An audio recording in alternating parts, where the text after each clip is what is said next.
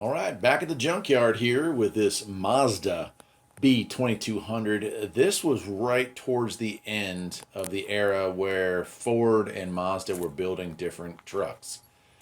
The era of the B2300 entered into a whole new different world where they were just rebadged Ford Rangers. Not that there's anything wrong with that. The Ford Ranger, especially in the four-cylinder model, was a good, decent truck, but the Mazda B2200 and 2600, they were better.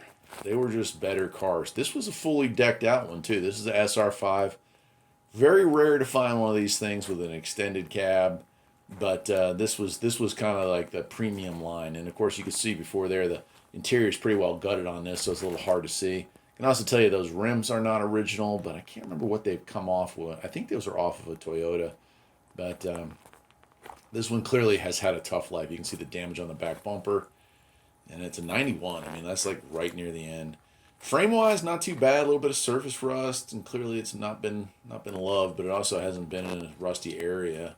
5 speed, which was very common for these small trucks back in the day, and I wish I could show you what one looked like with the interior in it. They had that setup that was better, but you can see this was used as a work truck. You got the hold downs there on that cap. They're kind of janky, if you ask me. I think it's kind of interesting.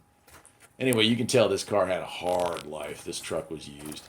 One of the things that definitely spot out, and you can see me pointing there, is the tailgates on these were not easy to remove. They were pinned, where most of them just kind of flip in and out.